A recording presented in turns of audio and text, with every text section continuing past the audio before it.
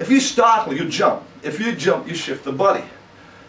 It now becomes a case that as I shift the body, what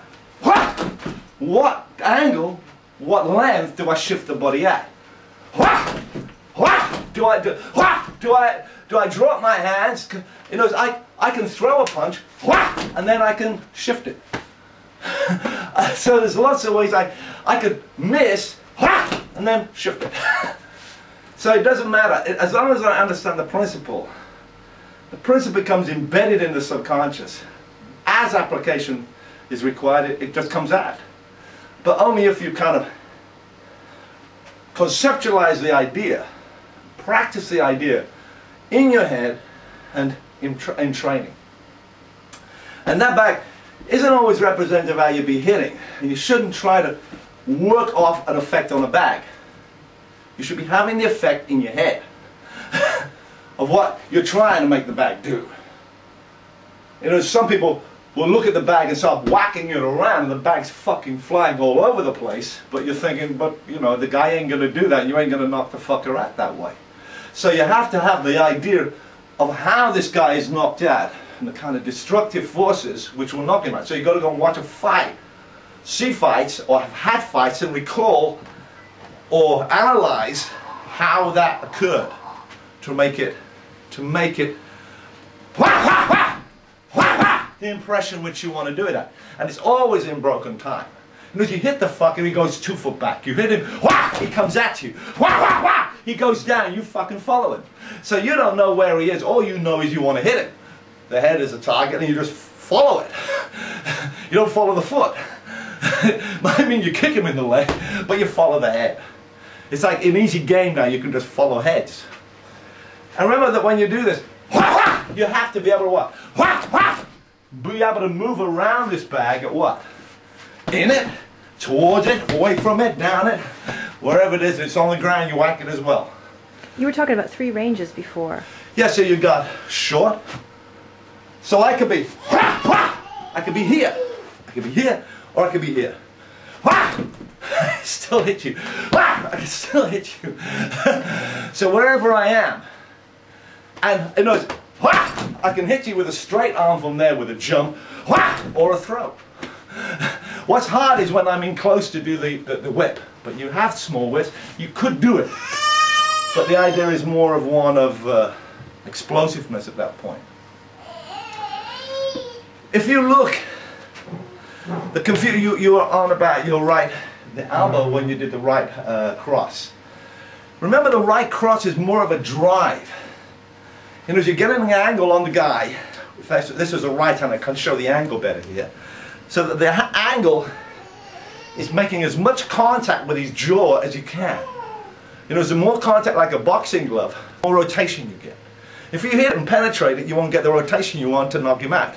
You know, you won't displace the head. You'll penetrate the bar, you penetrate the whatever it is, you know, your dim max shit, but you won't actually get the shot.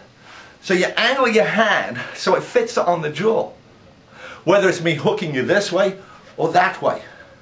The right cross is a shot which comes down from the fucking sky, if you like, and hits him this way. It's got full body weight on it. And you're looking for a rotatory kind of effect on the guy. So sometimes when you look at it, look at your hands. As your body changes, your hands change.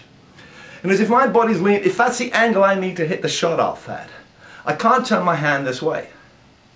And so as I come around the clock, or if I've got my steering wheel, my hands change in accordance to the shot. There's a driven shot. There's a thrown shot. They change. And what you find sometimes is you have always have, as I said, you always have the feeling that the head is getting ahead of the body for a thrown shot. And the head is behind the body for a driven shot. That's why you throw the ball. You put it or you throw it. Now, if you say working like a hook, as I do the hook, like a Chuck Liddell, which they would call. I don't do it like Chuck Liddell. I'm only using that as a reference, which has become popular. As I move I will move my head over and throw my hand out. So as to increase the distance between my hand and now the target. In other words, between my left side of my body and the what? The shot. I just don't go that way. I've got to create distance between the... So he follows me over here and then whack, hit him in the head. And it's exactly the same when you do round kick. If you look at the head, a lot of people will step. But the truth is, if my head moves forward, my feet have got to move. That was the principle of Jack Dempsey's falling step. You don't fall and do this. You're falling and then you're driving. You're falling and then you're kicking. So your head, I move my head, I have to step. Because if I didn't move my foot, I'd fall over. But a lot of people step. Which means you've now got two movements. You've now got stepped and now you've got to develop your power. Whereas if you've already moved the head in the direction or at the angle you want, the body is immediately following in support of it. Either as a driven shot or as a thrown shot. I think. Can I pause for a second? Okay. Okay, sorry about that. Baby's playing up. Your left hook problem is that, remember, so whatever you do, you're driving the shot or you're throwing the shot. Left hook is usually, because of the way the person holds the hand, you can't throw a left hook this way. That now is a driven shot in the same way you can't throw that way. You can throw it that way. You could even throw it so it comes over in like an overhead bolo shot. But you can't actually do your hook that way. I don't know if that makes sense. Yeah. So a left shot is a driven shot. That's a clawed shot. So can I just come around here and get that from this side? So that is a clawed shot. Yeah. So I've thrown it. Yeah. It could be a small claw. It could be a large claw.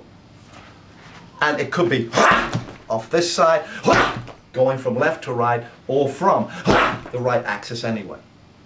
Or it can be what? A driven shot. In the same way, this could also be a driven shot or a thrown shot. It's a kind of confusing thing, and you've got to really work at it to feel what's comfortable at what angle, because your body's got to... You've got to feel that you can sustain the impact with the body position.